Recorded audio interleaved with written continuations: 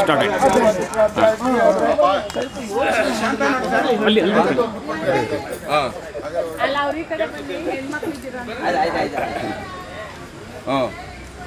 ಆಲ್ದ ಮರದ ನಗದಿಕ ಕೂಟದ ಎಲ್ಲ ಸದಸ್ಯರಿಗೆ ವಂದನೆ ಅಭಿನಂದನೆ. ನಮ್ಮ ರಾಮಯ್ಯನವರು ನನಗೆ ಮೊನ್ನೆ 4 ನಗದಿಕ ಕೂಟದ ಹಿಂದೆ ಕರೆದ್ರು, ತುಂಬ ಸಂತೋಷ. ಈಗ ಸುಮಾರು 200 ಪ್ರೋಗ್ರಾಮ್ಗಳನ್ನು ಬೇರೆ ಮಾಡಿದ್ದೀನಿ, ಅದನ್ನು ಒಂದು 10 ಕೊಟ್ಟಿದ್ದೀನಿ. ಈಗ ಅದೆಲ್ಲ ಇಂಟರ್ನೆಟ್ಗೆ ಫೀಡ್ ಆಗಿದೆ. ನಿಮ್ಮ ID ಕೊಟ್ಟರೆ ಅದು ತೋರಿಸ್ತೀನಿ. ಇದು ಸುಮಾರು 40-50 ವರ್ಷ ಥ್ರೂಔಟ್ ವರ್ಲ್ಡ್ ಎಲ್ಲರೂ ನೋಡ್ತಾರೆ, ಯಾರು ಬೇಕಾದ್ರೆ ನೀವು ಹೇಳ್ಬೋದು. ಶರೀರ ಮಾಧ್ಯಮ ಇದು ಕೆಲವು ಸರ್ವಧರ್ಮ ಸಾಧನ. ಸ್ವಲ್ಪ ಈ ಕಡೆ ಚೂರು ಅಂದರೆ ಗೊತ್ತಲ್ಲ ನಿಮಗೆ, ಶರೀರ ಮಾಧ್ಯಮ ಯಾವುದಕ್ಕೆ ಆಗಲಿ ಆರೋಗ್ಯವಾಗಿದ್ದರೆ ಮನಸ್ಸು, ದೇಹ ಆರೋಗ್ಯವಾಗಿದ್ದರೆ ಮನಸ್ಸು ಆರೋಗ್ಯ, ಮನಸ್ಸು ಆರೋಗ್ಯ ಪರಿಸರ್ವ ಆರೋಗ್ಯ. ಯಾಕೆಂದರೆ as we think so we are. ನಾವು ಹೇಗೆ ಯಾವ ಭಾವನೆಯಿಂದ ನಾವು ಇರ್ತೀವಿ, ಇಲ್ಲಿ ನಗುತ್ತೀವಿ, ಚಪ್ಪಾಳೆ ಹೊಡಿತೀವಿ, ಎಕ್ಸಸೈಸು ಮಾಡ್ತೀವಿ, ಮಾನಸಿಕವಾಗಿ ದೈಹಿಕವಾಗಿ ಒಂಥರ ಎಲ್ಲ ಬೆಳವಣಿಗೆ. ಇವತ್ತು ನಾನು ಮಾತಾಡೋ ವಿಷಯ ಪ್ರಕೃತಿಯ ವಿಷಯ. ಪ್ರಕೃತಿಯಲ್ಲಿ ಇಂಧನ ಯಾವ ಮಟ್ಟಕ್ಕಿದೆ, ಯಾವ ಥರ ಯಾವ ಸ್ವರೂಪದಲ್ಲಿದೆ ಎನ್ನುವ ವಿಷಯ ನಿಮಗೆ ಎಷ್ಟೋ ಜನ ಗೊತ್ತಿರುತ್ತೆ. ಹೊಸ ವಿಷಯ ಏನು ಅಲ್ಲ. ಯಾಕೆಂದರೆ ಹೇಳ್ತಾರಲ್ಲ, ಕೆಲವೊಮ್ಮೆ ಬಲ್ಲವರಿಂದ ಕಲಿತು, ಕೆಲವೊಮ್ಮೆ ಶಾಸ್ತ್ರಂಗಳಂ ಕೇಳುತ್ತಂ, ಕೆಲವೊಮ್ಮೆ ಮಾಳ್ಪರಿಂದ ಕಲಿತು, ಕೆಲವೊಮ್ಮೆ ಸುಜ್ಞಾನದಿಂದ ನೋಡುತ್ತಂ, ಕೆಲವೊಮ್ಮೆ ಸಜ್ಜನ ಸಂಘದಲ್ಲಿ Hara Hara Shri Channa Someshwara. Knowledge is not mind, knowledge is universe. ಆ ಯೂನಿವರ್ಸ್ ಇದೆಯಲ್ಲ, ಅದು ಡೈವರ್ಸಿಟಿಯೇ ಯೂನಿಟಿ ಆದಾಗ ಅದು ನಾವು ಪರಿಪೂರ್ಣತೆ ಅಷ್ಟೇ. ಈಗ ಇದರ ಬಗ್ಗೆ ಒಂದು 2 ಚಿಂತನವನ್ನು ಹೇಳ್ತೀನಿ. ಬರ್ಮುಡಾ ಟ್ರಯಾಂಗಲ್ಲಿ ನೀವೆಲ್ಲ ಕೇಳಿದ್ದೀರಾ. ಬರ್ಮುಡಾ ಟ್ರಯಾಂಗಲ್ಲು ಅಟ್ಲಾಂಟಿಕ್ ಓಷನ್ಲಿ, ಹಿಮಾಲಯ ಯಾವುದು ಮಹಾಭಾರತದ ಕಾಲದಲ್ಲಿ ಬರ್ಮುಡಾ ಟ್ರಯಾಂಗಲ್ಲಿ ಅಲ್ಲಿ ಒಂದು ದೊಡ್ಡ ಕಾಂಟಿನೆಂಟ್ ಇತ್ತು ಅಂತ ಹೇಳ್ತಾರೆ. ಆ ಕಾಂಟಿನೆಂಟು ಯಾವುದೋ ದುರಾಚಾರ, ಭ್ರಷ್ಟಾಚಾರ, ಅತ್ಯಾಚಾರ, ಅನಾಚಾರಗಳಿಂದ ನಡುಗಿ ಭೂಮಿ ಕೆಳಗಡೆ ಹೋಯಿತು ಅಂತ. ಅಲ್ಲಿ ಯಾವ ರೀತಿಯ ಏರೋಪ್ಲೇನ್ ಹೋಗಲ್ಲ, ಸಬ್ಮೆರಿನ್ ಹೋಗೋಕ್ಕಾಗಲ್ಲ, ಶಿಪ್ ಅಂತ ಹೋಗಲ್ಲ. ಪ್ರಪಂಚ ಇಷ್ಟೆಲ್ಲ ಪ್ರಯತ್ನ ಪಡ್ತಿದೆ ವಿಜ್ಞಾನದಲ್ಲಿ, ಒಳಗಡೆ ಏನಿದೆ ಅಂತ ಕಂಡುಹಿಡಿಯಕ್ಕೆ ಗೊತ್ತಿಲ್ಲ, ಕಾರಣ ಏನು ಅಂತ ಗೊತ್ತಿಲ್ಲ. ಯಾಕೆ ಇಲ್ಲಿ ಭೂಮಿ ಇದೆ ಏನೂ ಗೊತ್ತಿಲ್ಲ, ಇನ್ನು ಸೌರಮಂಡಲದ್ದು ಏನೇನೂ ಗೊತ್ತಿಲ್ಲ. ಮೊನ್ನೆ ಬಂದಿದೆ 2,000 ವರ್ಷದ್ದು ಜ್ಯೋತಿರ್ವರ್ಷದ ಒಂದು ಸೂಪರ್ನೋವಾ ಕಂಡುಹಿಡಿದಿದೆ, ಮಿಲ್ಕಿ ವೇ. ಅಂದರೆ ಎಷ್ಟು ಬ್ರಹ್ಮಾಂಡಗಳಿದೆಯೋ, ಒಂದು ಸಹಸ್ರಾರು ಬ್ರಹ್ಮಾಂಡಗಳು ಸೂರ್ಯ ಇರುವ ಜಾಗ ಸೂಪರ್ನೋವಾ. ಅದು ತನ್ನದೇ ಆದ ಸ್ಥಿತಿಯಲ್ಲಿ, ಅದು ಪ್ರಕೃತಿಯಲ್ಲಿ ಫಸ್ಟ್ ಸೃಷ್ಟಿ ಆಗಿರೋದು ಅಥವಾ ವೇದಗಳಲ್ಲಿ ಹೇಳುತ್ತೆ. ಫಸ್ಟು ಗ್ರಾಸ್ ಆಗಿದೆ, ಸೂಕ್ಷ್ಮವಾಗಿತ್ತು. ಸೂಕ್ಷ್ಮ ಅಂತ ಪ್ಲಾಸ್ಮಾ ಅಂತ ಹೇಳ್ತೀವಿ ನಾವು ವೇದದಲ್ಲಿ. ಅಂದರೆ ಅದಕ್ಕೆ ಅರ್ಥ ಇದೆ. ಅದನ್ನು ಲಿಕ್ವಿಡ್ ಗ್ಯಾಸ್ ಆಗುತ್ತೆ, ಆಮೇಲೆ ಲಿಕ್ವಿಡ್ ಆಗುತ್ತೆ, ಆಮೇಲೆ ಗ್ಯಾಸ್. ಆತ್ಮ ಆಕಾಶ ಸಂಭೂತ ಆಕಾಶಾದ್ ವಾಯುರಗ್ನಿ ಅಗ್ನಿಯರಾಪ ಪೃಥಿವ್ಯಾ ಅಂತ ಹೀಗೆಲ್ಲ ಮಂತ್ರಗಳು ಇರಲಿ. ಅದು ಆ ಸ್ವರೂಪದಲ್ಲಿ ಈಗ ಗ್ರಾಸ್ ಆಗಿದೆ. ಮತ್ತೆ ಅದು ಸೆಟ್ಲ್ ಆಗ್ತಾ ಹೋದಾಗ ಇಲ್ಲಿದ ಹಾಗಾಗುತ್ತೆ. ಈಗ ಅಷ್ಟು ಜ್ಯೋತಿರ್ವರ್ಷದ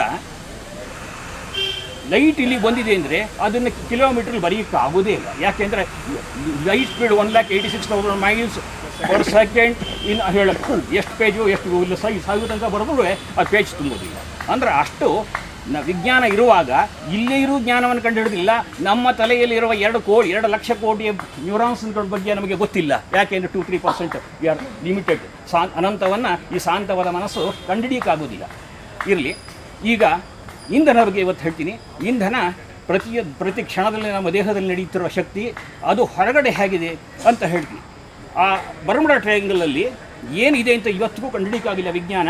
ಆದರೆ ಊಹಿಸ್ತಾರೆ, ಏನೋ ಅತ್ಯಾಚಾರ ಭ್ರಷ್ಟಾಚಾರ ನಡೀತು, ಭೂಮಿ ನಡುತ್ತು. ಅಲ್ಲ, ವಾಲ್ಕನೋ ಇತ್ತು, ಗೊತ್ತಿಲ್ಲ. ಇನ್ನೊಂದು ಜಪಾನೀಸ್ ಒಂದು ಇನ್ವೆನ್ಷನ್ ಮಾಡಿದ್ದಾರೆ. ಅದು ಈಗ ಜಪಾನೀಸ್ ಇನ್ವೆನ್ಷನ್ಗಿಂತ ಮುಂಚೆ ಇನ್ನೊಂದು ವರ್ಡ್ ಹೇಳ್ತೀನಿ. ಈಗ ಪೆಟ್ರೋಲ್ ಮುಗಿದು ಹೋಗುತ್ತಾ ಬಂದಿದೆ, ಇನ್ನು ಹೆಚ್ಚಿಗೆ ವರ್ಷ ಇಲ್ಲ. ಪೆಟ್ರೋಲ್ ಅಂದರೆ ಏನು? ಅದು ಒಂದು ನೈಸರ್ಗಿಕವಾದ ತೈಲ. ಅದು ಆಗಿರುವುದು ಫ್ಯಾಸಿಡ್ಸಿಂದ, ಅಂದರೆ ಫಾರೆಸ್ಟು, ಡೈನೋಸಾರಸ್ ಇಂಥ ಪ್ರಾಣಿಗಳಿಂದ ಅದು ಸಡನ್ನಾಗಿ ಎಲ್ಲರ ಹಾಳಾಗಿ ಅದರದ್ದು ಎಕ್ಸ್ಟ್ರಾಕ್ಟ್, ಅದು ಅಂದರೆ ಕೊಬ್ಬು ಅಂತ ಹೇಳ್ತದೆ. ಅದ್ರ ಬಗ್ಗೆನೂ ಸರಿಯಾದ ವ್ಯಾಖ್ಯಾನ ಇಲ್ಲ. ಅದು ಪ್ರಾಬಬಿಲಿಟಿ ಎಲ್ಲರೂ ಕೊಟ್ಟು ಸೈಂಟಿಸ್ಟ್ ಕೊಟ್ಟಿರೋ ಓದ್ತಾರೆ. ಈಗ ಇದು ಅಡ್ಜಸ್ಟ್ ಆಗಲೇಬೇಕು, ಅದು ಯಾವುದೋ ಲಿಮಿಟೆಡ್ ಸೋರ್ಸ್. ಹಾಗಾದರೆ ಈ ನೆಕ್ಸ್ಟ್ ಏನು ಅಂತಂದರೆ, ಜಿನೇವಾದಲ್ಲಿ 2,000 ಅಡಿ ಡೆಪ್ತಲ್ಲಿ 22 ಕಿಲೋಮೀಟರ್ ವ್ಯಾಪ್ತಿಯಲ್ಲಿ ಅಲ್ಲಿ ಒಂದು ಚಾರ್ಜ್ ಮಾಡೋದು ಏನು, ಸೃಷ್ಟಿ ಇರುವುದು ಎಲೆಕ್ಟ್ರಾನ್, ಪ್ರೋಟಾನ್, ನ್ಯೂಟ್ರಾನ್. ಪ್ರೋಟಾನ್ ತಮೋಗುಣ, ಪ್ರೋಟಾನ್ನ ಚಾರ್ಜ್ ಮಾಡಿದ್ರು. ಆದರೆ ದೇವಕಣ ಸೃಷ್ಟಿ ಆಗಲಿಲ್ಲ. ಎಗ್ಗಿನ್ ಬ್ಯಾಟಮ್ಸ್ ಅಂತ ಬರುತ್ತೆ ತೀರಿ, ಅದು ಒಂದು ದಿವಸ ಹೇಳ್ತೀನಿ. ಅಂದರೆ ಸೃಷ್ಟಿ ಆಗಲೇ ಇಲ್ಲ. ಯಾಕೆ? ಪ್ರೋಟಾನ್ ತಮೋಗುಣ. ಅಂದರೆ ಎಲೆಕ್ಟ್ರಾನ್ ಲೆವೆಲ್ ಹೋಗಿ ಚಾರ್ಜ್ ಮಾಡಿದ್ರೆ ಯೂನಿವರ್ಸ್ ಬರ್ಸ್ಟ್ ಆಗ್ಬೋದು. ಹಾಗಾಗಿ ಈಗೇನು ಆಗಿಲ್ಲ. ಹಾಗಾದ್ರೆ ನೆಕ್ಸ್ಟ್ ಏನು? ಇನ್ನು ಕಲ್ಲಿದ್ದು ಇಟ್ಕೊಂಡು ಗಟ್ಟಿಗೆ ಇಟ್ಕೊಂಡು ಅಡುಗೆ ಮಾಡ್ತೀರಾ ನೀವು ಸದ್ಯದಲ್ಲಿ? ಜಗತ್ತು ಒಪ್ಪೋದಿಲ್ಲ. ಒಂದ್ಸಲಿ ಹೋಗ್ಬಿಟ್ಟ ಮೇಲೆ ಒಪ್ಪತ್ತೆ ನಾವು ಮುಂದಕ್ಕೆ ಹೋಗೋಕ್ಕಾಗೋದಿಲ್ಲ. ಅದು ಎವಲ್ಯೂಷನ್ ಥಿಯರಿ ಅಲ್ಲ. ಹಾಗಾದರೆ ಏನು ಅಂತಂದರೆ ಜಪಾನೀಸ್ ಈ ಕಂಡುಹಿಡಿದಿದ್ದಾರೆ, ಈ ಮೀಥೇನ್ ಹೈಡ್ರೇಟ್ ಅಂತ ಒಂದು ವಸ್ತು ಇದೆ, ಅದು ವಾಲ್ಕೆನೋ ಎರಪ್ಷನ್ ಆದಾಗ ಆ ವಾಲ್ಕೆನೋದಲ್ಲಿರುವ ಭೂಮಿಯಲ್ಲಿರುವ ಇದು ಫಾಸ್ಫರ್ ಸಲ್ಫರ್ಗಳು ಕೆಲವು ಮೀಥೇನ್ಗೆಲ್ಲ ಒಂದು ಕರಗುಟ್ಟು ಅದು ಮತ್ತೆ ಸಾಲಿಡಿಫೈಡ್ ಆಗಿದೆ. ಅದು ಆ ಜಪಾನ್ ಅಲ್ಲಿ ವಾಲ್ಕೆನೋ ಇದ್ದ ಕಾರಣ ಅಲ್ಲಿ ಜಪಾನಲ್ಲಿ 1000 ಟನ್ನು ಜಪಾನ್ ಸುತ್ತ ಕೂತಿದೆ. ಜಪಾನೀಸ್ ಭಾರಿ ಬುದ್ಧಿವಂತರು. ಯಾಕೆಂದ್ರೆ ನೋಡಿ, ಅವರು ವರ್ಲ್ಡ್ ಆಗಿ ಎಲ್ಲ ನಾಶ ಆದರೂ ಮತ್ತೆ ಮೇಲೆ ಬಂದಿದ್ದಾರೆ ಪ್ರಪಂಚಕ್ಕೆ ಅದ್ಭುತವಾದ ಇದರಲ್ಲಿ ಕೆಪಾಸಿಟಿಲಿ ಅವರು ಕಂಡುಹಿಡ್ಕೊಂಡಿದ್ದಾರೆ. ಈಗ ಅದು ಸುತ್ತಾಗಿದೆ. ಅಂದರೆ ಈ ಬರ್ಮುಡಾ ಟ್ರಯಾಂಗಲಲ್ಲಿ ಯಾವುದೋ ವಾಲ್ಕೆನೋದಿಂದ ಭೂಮಿಯೆಲ್ಲ ಕರಗಿ ಟೊಳ್ಳಾಗಿ ಕೊಲ್ಯಾಪ್ಸ್ ಆಗಿದೆ. ಅಂದರೆ ಅವ್ರದ್ದನ್ನು ಪ್ಯಾರಾಮೀಟರ್ ಅವ್ರು ಹೇಳಿರೋದನ್ನ ಚೆಕ್ ಮಾಡೋಕ್ಕೆ ಇನ್ನೊಂದು ಸೈನ್ಸ್ ಇಲ್ಲ, ಒಪ್ಕೊಳ್ಳ.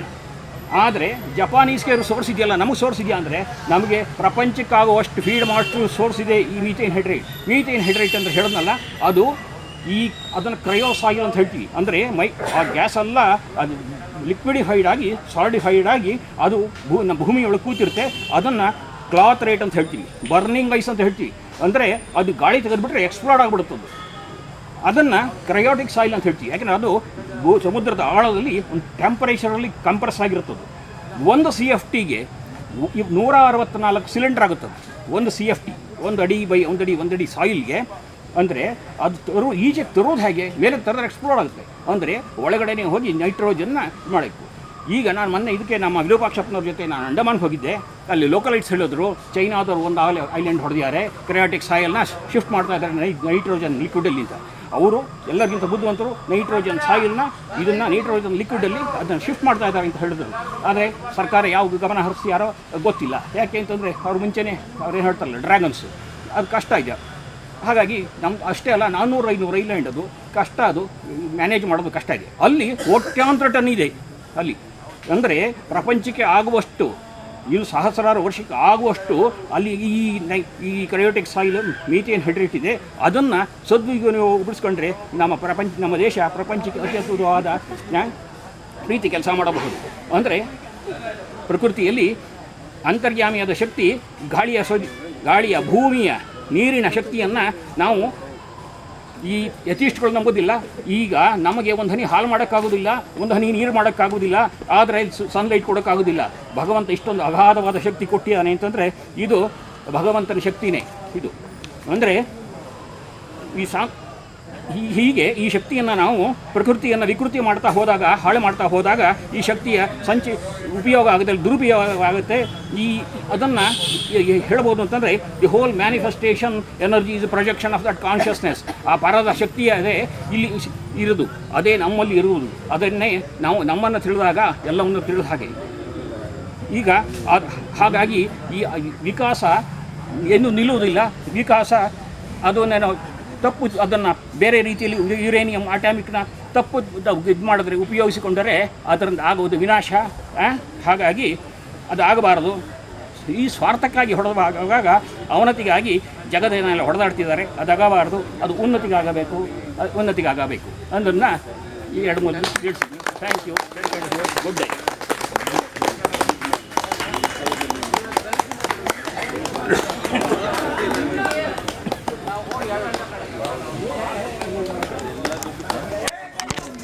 Video cover